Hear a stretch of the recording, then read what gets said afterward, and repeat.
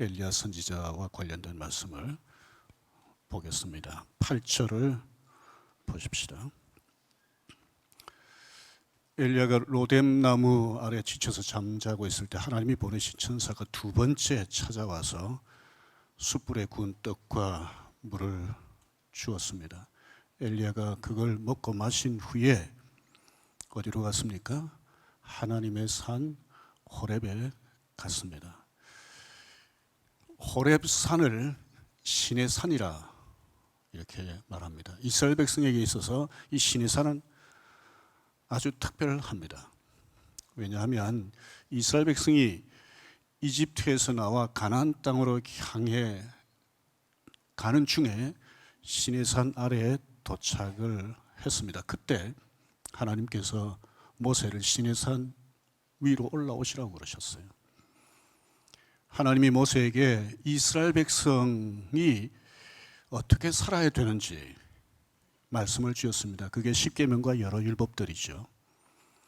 하나님 앞에 어떻게 예배해야 되는지, 성막을 이렇게 만들고 이런 재료를 사용해라고 가르쳐 주셨습니다.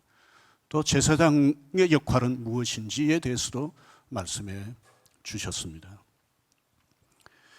하나님은 모든 곳에 계시지만 이 신의 산에서 모세에게 이런 귀한 것들을 말씀하셨을 뿐만 아니라 이스라엘 백성과 언약을 맺으셨습니다. 그래서 신의 산은 하나님의 산이라 이렇게 불립니다. 많은 그리스도인들이 하나님의 산, 신의 산에 가보고 싶어 합니다. 저도 한번 간 적이 있습니다. 대개 해발 2227m라고 그러는데요. 새벽 2시쯤 숙소에서 출발해서 중간중까지 낙타를 타고 갔습니다. 캄캄한 밤에. 낙타에서 내려서 반쯤은 걸어서 올라갔는데 세계 곳곳에서 온 그리스도인들, 로마 천주교인들, 러시아 그리스 정교회 교인들, 심지어 이슬람 교인들도 신의 산을 향해 올라가고 있었습니다. 2월이어서 좀 날씨가 추웠습니다. 눈보라도 치고요. 그래서 정상 가까운 곳에 휴게소가 있는데 거기 들어가서 몸을 좀 녹인 뒤에 같이 예배를 드렸습니다. 예배 드린 후에는 한국에서 가져온 컵라면을 무슨 의식을 치르듯이 다 하나씩 나누어 먹었습니다. 근데 갑자기 밖에서 환호 소리가 들렸어요. 나가보니까 해가 떠오르는 거예요. 해 떠오르는 걸 보면서 사람들이 사진도 찍고 뭐 이렇게 이런저런 뭐 흥분한 소리를 내고 있는데, 그러면서 신의 산이 어떤 산인지 그 모습이 이제 점점 선명하게 드러났습니다. 신의 산 모습을 한번 보십시다. 신의 산은 우리나라 산들하고 다릅니다. 우리나라 산들은 뭐 나무도 있고 풀도 있고 그렇잖아요. 이 신의 산은 그야말로 돌산입니다. 이 돌산에 엘리야가 갔습니다. 지도를 한번 보실까요? 부엘세백 어딘가 하면 여러분들 지도에 보시면 이스라엘이라고 지중해 옆에 있죠. 그 글자가 쓰인 그 아래 왼쪽에 고센에서 줄을 이렇게 쭉 이어오고 이스라엘에서 쭉 내려오는 그 지점, 만나는 그 지점, 거기가 부엘세바쯤 됩니다. 그리고 신의 산은 이집트라고 아래쪽에 홍해에 있고 보이십니까? 거기 약간 삼각형처럼 되어 있는 그 뾰족한 거기가 신의 산입니다. 거리가 부엘세바에서 이까지 약 한 300km 정도 된다고 그래요. 그 지도를 다시 한번 보십시다. 두 번째 지도를 보시면 신의 산을 좀 확대해 놓은 것인데요. 부엘세바에서 밑으로 쭉 내려오면 신 광야, 가데스 바네아 지나서 바란 광야, 신의 광야, 이런 광야들이 있습니다. 그러니까 부엘세바에서 300km나 떨어진 신의 산까지 오는데 좋은 길로 온 것이 아니라 광야를 거쳐서 왔습니다. 왜 이런 돌산 신의 산에 엘리야가 갔을까? 엘리야가 먼저 가고 싶어서 갔는지 아니면 하나님이 엘리야를 그곳으로 이끄셨는지 분명하지는 않습니다. 하지만 아주 분명한 점은 하나 있습니다. 뭐냐 하면 아까 보았던 것처럼 천사가 두 번째 가져다 준 떡과 물을 먹고 마신 후에 40주 40야를 걸어서 시내산에 도착을 한 거예요. 중간에 계속 천사를 하나님이 보내셔서 매일 때마다 먹을 것을 공급해 주셨을까? 아니면 한번 브엘세바 그 광야에서 먹은 그 힘으로 시내산 아래까지 왔을 뿐만 아니라 시내산 정상에까지 올라갈 수 있도록 하나님이 신비한 힘을 주셨을까? 정확히 알 수 없습니다만은 어떤 방식으로든지 한 번 음식 먹고 40주 40야를 걸어간다는 건 말이 안 되잖아요, 상식적으로. 그러니까 하나님께서 아주 신비한 방법으로 엘리야를 시내산까지 오게 했다는 것이죠. 시내산에 도착한 엘리야가 어떻게 했습니까? 9절을 보십시오. 어떤 굴에 들어가 있는데 굴 밖으로 나오라고 그랬어요. 하나님 앞에 서라고 그랬습니다. 내가 지나가겠다고 그랬어요. 생각해 보면 어떻게 보면 이 시내산은 광야의 로뎀나무 아래 있을 때보다 더 고립되어 있다라고 말할 수 있지 않겠어요? 광야 로뎀나무 아래 있을 때는 하나님이 천사를 보내셨습니다. 천사의 말을 엘리야가 들었습니다. 이 시내산 동굴 더 고립된 장소에 있을 때는 하나님이 직접 엘리야에게 말씀하셨습니다. 너 여기 왜 있느냐? 여기서 뭐 하고 있냐? 엘리야가 대답했습니다. 10절입니다. 여기 보면 중간쯤에 주의 제단을 헐며 칼로 주의 선지자들을 죽였는데 오직 나만 남았거늘 그들이 내 생명을 찾아 뺏으려 하나이다. 이렇게 했습니다. 하나님의 선지자들이 죽고 나 혼자밖에 안 남았다. 여러분, 자기 혼자 남았다는 이 말이 사실일까요? 열왕기상 18장 13절을 보십시오. 아합 왕궁에서 일하던 오바다가 엘리야 선지자를 만나서 이렇게 말했습니다. 이세벨이 여호와의 선지자들을 죽일 때에 내가 여호와의 선지자 중에 100명을 50명씩 굴에 숨기고 떡과 물로 먹인 일이 내 주에게, 그러니까 엘리야에게 들리지 아니하였나이까. 그러니까 엘리야도 모든 선지자들을 죽이겠다고 이세벨이 선지자들을 죽일 때에 오바다가 100명이나 숨겼다는 걸 들어 알고 있었다고 말을 한 거예요. 만약에 오바다가 이렇게 말을 했을 때 오바다의 생각과 달리 엘리야가 100명 오바다가 숨겼다는 걸 몰랐다 하더라도 적어도 이 오바다의 말을 듣고 난 뒤에는 알았을 거 아닙니까? 그런데 엘리야 선지자는 모든 선지자들이 다 죽고 내 혼자 남았습니다. 이렇게 말했습니다. 여호와의 선지자, 오바다가 숨긴 여호와의 선지자 어딘가에 100명이 있기는 있었어요. 그런데 엘리야는 이들과 어떤 소통도 어떤 친밀한 교제도 할 수가 없었습니다. 요즘처럼 카톡방이 있어가지고 연결해가지고 카톡 메시지를 주고 받을 수도 없었고 물론 전화도 할 수가 없었던 거죠. 그러니까 100명의 여호와의 선지자들이 있기는 있었지만 엘리야에게는 없는 것이나 마찬가지예요. 왜냐하면 실제로 바알 선지자들 450명과 대결할 때 그 100명 중에 어느 누구라도 한 사람 엘리야 옆에 선 적이 있나요? 그러질 않았습니다. 오직 나만 남았다는 엘리야의 말은 말이 됩니다. 엘리야는 다 죽고 오직 저만 남았습니다. 다른 사람 100명이 있다 해도 어떻게 보면 자신에게는 없는 거나 마찬가지니까 나만 남았다고 하나님 앞에 말씀드렸습니다. 어떻게 보면 자기 연민에 빠진 것 같습니다. 바이블건이라는 말을 들어보신 적이 있는지 모르겠습니다. 사진을 한번 보실까요? 성경과 총 뭐 이런 뜻이 아닙니다.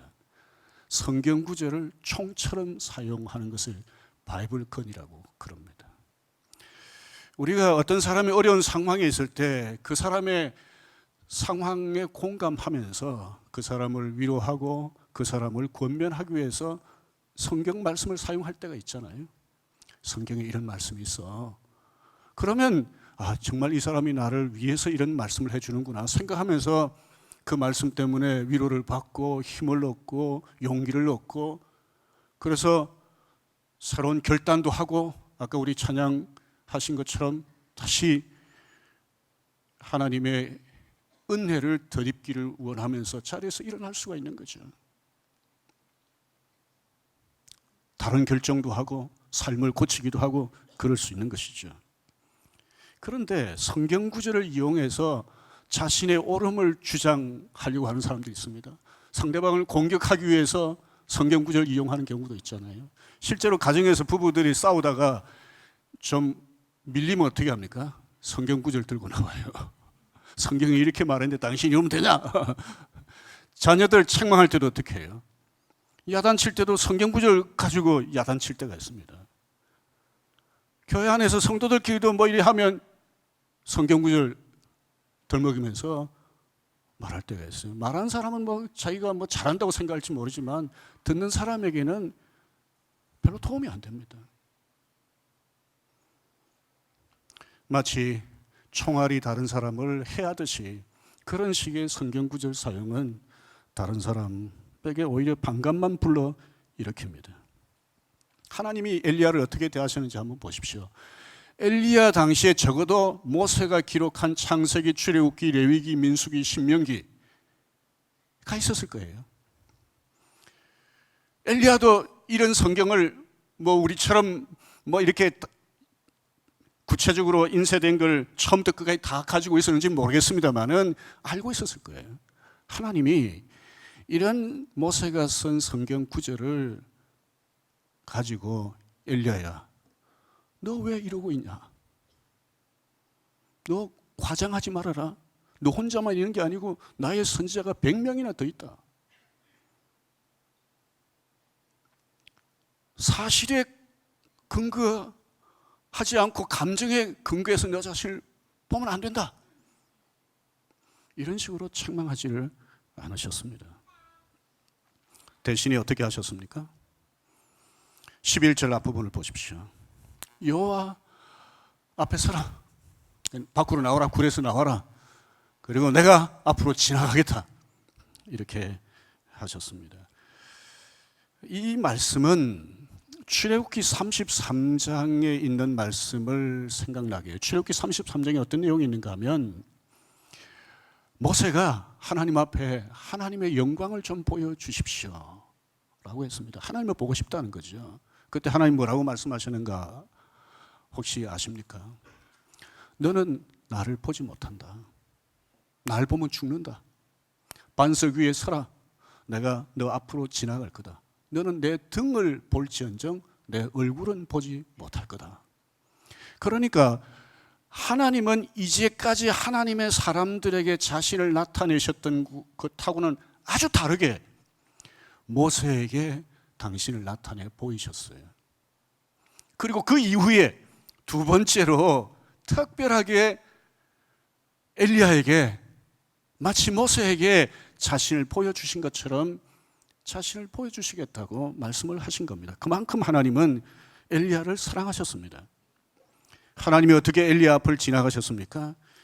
11절 중간을 한번 보십시오. 여호와 앞에 크고 강한 바람이 산을 가르고 바위를 부수나 바람 가운데 여호와께서 뭐라고 하셨습니까? 계시지 아니하며. 그 다음에 11절 후반부를 보십시오. 바람 후에 지진이 있으나 지진 가운데도 여호와께서 계시지 아니하며. 또 12절 앞부분을 보십시오. 또 지진 후에 불이 있으나 불 가운데에도 여호와께서 계시지 아니하더니. 여기 계시지 아니했다면 세 번이나 나와요. 엘리야는 어쩌면 이런 하나님을 기대했을지 몰라요. 하나님이 산을 가르고 바위를 부수는 강한 바람같이, 좀 땅을 온통 뒤흔드는 지진같이, 모든 것을 불살라 버리는 불같이 좀 하나님이 나타나셨으면, 그렇게 하나님께서 이스라엘 백성들에 대해서 좀 대해주셨으면 이렇게 생각했는지 모릅니다. 그런데 하나님은 그렇게 자신을 나타내지 않으셨습니다. 12절 끝부분을 보십시오. 같이 읽으십시다.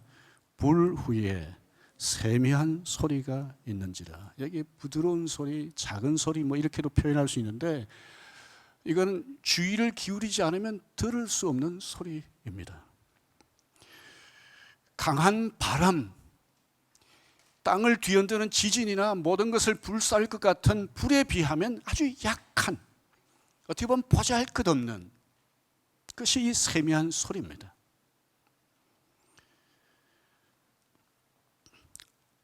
하나님은 때로 산을 가르고 바위를 부수는 그런 강한 바람처럼, 땅을 뒤흔드는 지진처럼,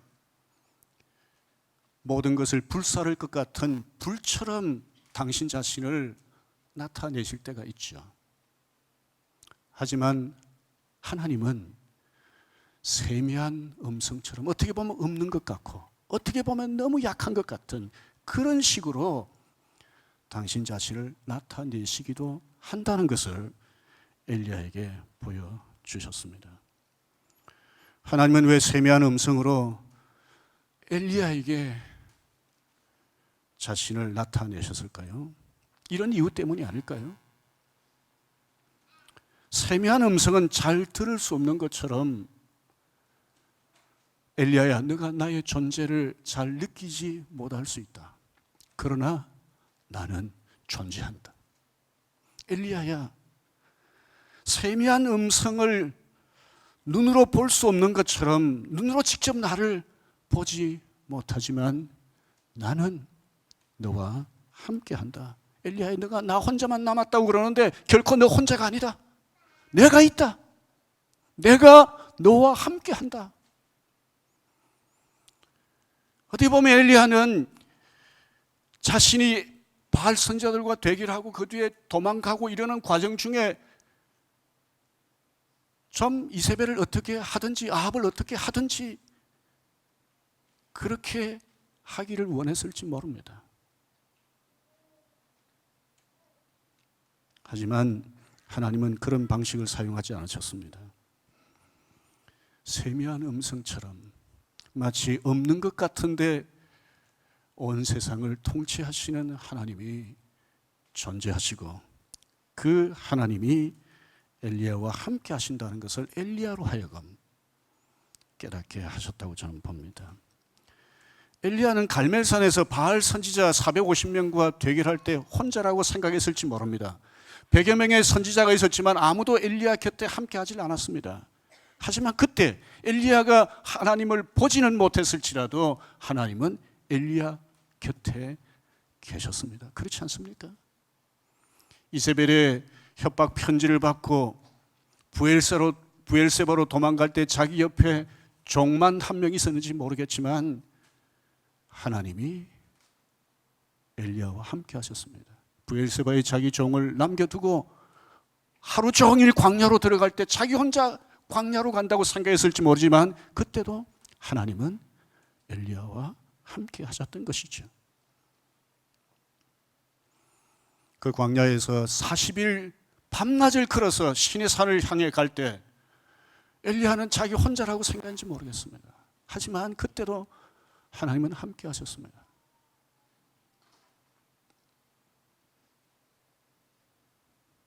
엘리야가 육신의 눈으로 하나님을 보지 못했을 뿐이지 하나님은 엘리야와 함께 하셨습니다. 엘리야 주변에 엘리야가 눈으로 볼 수 있는 사람은 없었지만 하나님이 함께 계셨습니다. 책을 하나 소개하겠습니다. 고립의 시대라고 하는 영국의 경제학자 노리나 허츠라고 하는 분이 썼는데요. 코로나19 이후에 여러 상황을 생각하면서 앞부분에 이렇게 좀 설명을 합니다. 오늘 우리 시대는 가족을 비롯해서 친구 또 직장 동료, 이웃 여러 사람들과 연결되어 있는 초연결 세계에서 살고 있는데 어느 때보다도 우리는 고립감을 느끼면서 살고 있다. 외롭다. 후반부에는 어떻게 하면 이 외로운 시대에 이 외로움을 좀 극복할 수 있을까? 이런 식으로 얘기를 합니다. 한번 생각해 보십시오. 보통 사람들 카톡방, 저와 여러분들 가지고 있는 카톡방 한번 들여다보세요. 많은 사람들과 연결되어 있지 않습니까? 특별히 예수 믿는 사람들은 더 많이 연결되어 있습니다. 목장, 가족들, 전도회 회원들, 봉사부서에 섬기는 사람들 연결이 많이 되어 있습니다. 이렇게 많이 연결되어 있는데 적지 않은 사람들이 외롭다고 생각합니다. 혼자라고 생각합니다. 왜 그렇습니까? 연결은 되어 있지만 연결되어 있는 사람들에게 자신의 마음을 솔직하게 열어놓을 수 없기 때문입니다. 이유가 뭡니까? 신뢰할 수 없기 때문이죠. 신뢰하지 않으면 겉으로는 연결되어 있으나 사실은 연결된 게 아니죠. 다양한 공동체에 속해 있으나 사실은 홀로입니다. 홀로 있으면 사람들은 외롭죠. 많은 사람들이 이 외로움을 극복하기 위해서 때로는 부도덕한 방법을 사용하기도 하고 불법적인 방법을 사용하기도 합니다. 어떤 사람은 새로운 사람을 찾습니다. 외로우니까. 만나지 말아야 될 사람도 때로는 만납니다. 어떤 분들은 반려동물을 찾습니다. 또 앞으로는 사람을 대신할 로봇을 사는 사람들도 적지 않을 겁니다. 그런데 여러분, 나 혼자라고 절감하는 이것, 엘리야처럼 나 혼자밖에 없다라고 이렇게 느끼고 있는 이런 때 이것이 그 사람에게 항상 부정적이기만 할까요? 내 곁에 아무도 없다, 나 혼자밖에 없다 이렇게 느끼는 것이 그 사람에게 항상 슬픈 일이기만 할까요? 그렇지는 않습니다. 왜 그렇습니까? 엘리야가 시내산에서 나 혼자만 남았습니다. 이렇게 했을 때 하나님이 어떻게 하셨습니까? 이제까지 경험하던 하나님보다 훨씬 더 생생하게 하나님을 경험할 수 있도록 하나님의 은혜를 베풀어 주신 겁니다. 외로울 때, 나 혼자밖에 없다고 할 때 주변에 사람이 있어도 없는 것 같이 느껴질 때가 있지 않습니까? 옆에 아내가 있고 남편이 있고 자식이 있고 부모가 있고 친구가 있어도 내 주변에 아무도 없어 이렇게 느낄 때가 있잖아요. 이럴 때 하나님의 존재와 하나님의 사랑과 하나님의 놀라운 은혜를 경험할 수 있습니다. 우리나라 사람들이 좋아하는 시인 중에 한 사람이죠. 김현성이라고 하는 분이 쓴 시 중에 절대 고독이라는 제목의 시가 있습니다. 그 중에 한 부분을 제가 읽겠습니다. 내가 만지는 손끝에서 영혼의 별들은 흩어져 빛을 잃지만 내가 만지는 손끝에서 나는 내게로 오히려 더 가까이 다가오는 따뜻한 체온을 새로이 느낀다. 여기 내가 만지는 손끝이라고 하는 표현이 2번 나옵니다. 저는 이걸 어떻게 저 나름대로 해석했는가 하면 시인이 제목으로 삼은 절대 고독의 순간으로 저는 생각을 했어요. 나 혼자만 남았다. 김현성 시인이 어떤 상황에서 이 시를 썼는지 정확히 제가 알 수는 없지만 엘리야처럼 나 혼자만 남았다라고 하는 이 절대 고독을 경험하고 있을 때 김현성 시인이 이렇게 표현했어요. 나는 내게로 오히려 더 가까이 다가오는 따뜻한 체온을 새로이 느낀다. 김현성 시인은 목사 아들입니다. 신실한 크리스찬입니다. 숭실대학에서 학생들을 가르치고 체프를 마치고 나온 뒤에 돌아가신 분입니다.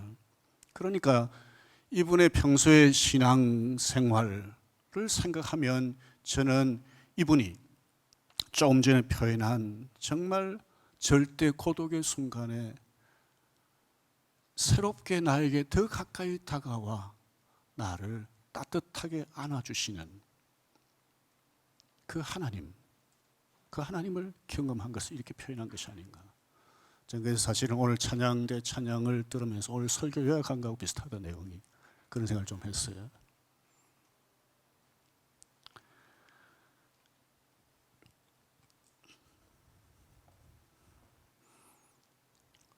이어령 박사도 비슷한 고백을 했습니다. 암 진단 받은 후 수술이나 항암 치료를 거부하고 강연 계속하고 글 쓰는 걸 계속 하셨잖아요. 한 번은 기자가 이어령 선생이 굉장히 좀 많이 안 좋아졌을 때입니다. 찾아와서 인터뷰를 하면서 이렇게 질문했습니다. 선생님, 언제 하나님의 은총을 느끼십니까? 이어령 박사가 대답했습니다. 가장 고통스러울 때죠. 한밤중에 새벽 3, 4시에 가장 아파요. 그때 나는 하나님의 존재를, 은총을 느껴요. 고통의 한가운데서 하나님과 대면해요. 그러니까 여러분, 우리의 이 홀로 있음, 외로움, 엘리야가 고백한 것처럼 나밖에 없습니다 라고 하는 이런 상황, 김현성 시인이 표현한 이 절대 고독의 순간, 이것이 우리에게 부정적이지만은 않은 겁니다. 하나님을 경험할 수 있는 기회가 되는 거죠. 이전보다 더 친밀한 하나님, 더 따뜻한 하나님을 경험할 수 있는 기회가 됩니다. 이어령 박사가 새벽 3, 4시에 가장 아프다고 그러는데 그때 어느 누가 계속 가까이 옆에 있을 수 있겠어요? 그런데 이어령 박사 인터뷰 아까 그렇게 표현했는데 뒤에 뭐라고 표현했는지 아세요? 동이 트고 고통도 멀어지면 하나님도 멀어져요. 조금만 행복해도 인간은 하나님을 잊습니다. 하나님을 말한다고 그래서 하나님을 경험하는 것은 아닙니다. 많은 사람들이 하나님을 말하지만 이어령 박사가 말한 것처럼 그 고통의 순간에 하나님을 대면하는 것 같은 이런 경험을 우리 일상에서 계속 경험할 수 있나요? 이어령 박사 솔직한 거죠. 조금 고통이 멀어지면, 고통이 좀 사라지면 하나님이 멀어진다고. 하나님이 멀어진 것이 아니라 내가 하나님께로부터 멀어지는 거죠.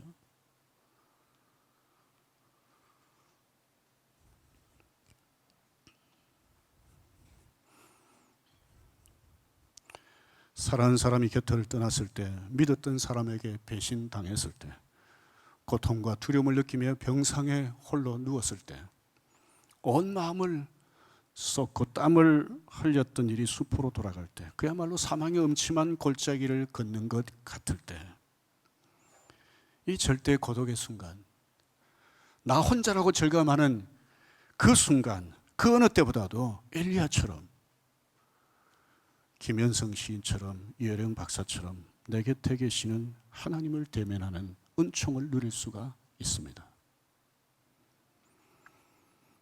죽여달라면서 광야 로뎀 나무 아래에서 하나님께 말했던 이 엘리야, 지쳐서 잠들어 있던 이 엘리야를 하나님이 천사를 보내셔서 어루만지시고 떡과 물을 주어서 먹고 마시게 했지 않습니까? 그렇게 하셨던 것처럼 우리가 이 땅에서 살아가는 날 동안 참 외롭다, 나 혼자밖에 없다, 참 힘들다, 이렇게 할 때 하나님이 엘리야에게 보냈던 천사를 직접 우리에게 보내시지는 않는다 하더라도 천사 같은 사람들을 우리에게 보내십니다. 한번 여러분들 지난날의 삶을 돌아보십시오. 여러분들이 힘들고 외로웠을 때 그분들이 내가 하나님이 보내신 천사다 이렇게 하고 도와와서 여러분들을 위로하고 격려한 것은 아니지만 여러분들을 처지를 공감하면서 여러분들과 함께 있어주고 여러분들과 함께 시간을 보내면서 격려해 주었던 사람들은 엘리야에게 보냈던 천사와 같은 사람들이죠. 여러분들도 여러분들이 하나님이 보내신 천사다 이렇게 생각하지 않고 다른 사람들, 힘들고 외로운 사람들 곁에 함께 있어주면서 그들과 공감하면서 그들을 격려했다면 여러분들도 엘리야에게 보냈던 천사 같은 역할을 하신 겁니다. 우리는 때로는 다른 사람들의 위로를 받고 격려를 받지만 때로는 다른 사람을 위로하고 격려하는 그런 삶을 살아가죠. 그래서 참 주변에 있는 사람들이 소중합니다. 그런데 여러분, 이런 사람들은 한계가 있습니다. 배우자라 할지라도요, 늘 우리 곁에 있을 수가 없지 않습니까?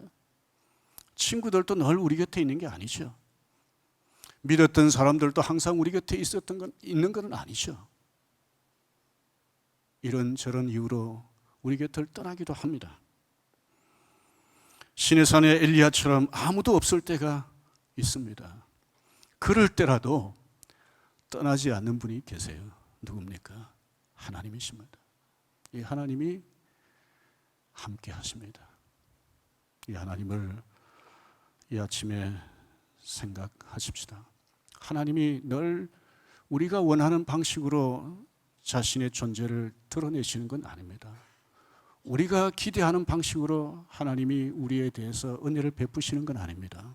하지만 하나님께서 우리에게 가장 적절한 방식으로 당신을 드러내시고 은혜를 베푸시면서 우리가 외로울 때 위로해 주시고 우리가 넘어졌을 때 일으켜 세워 주실 것입니다.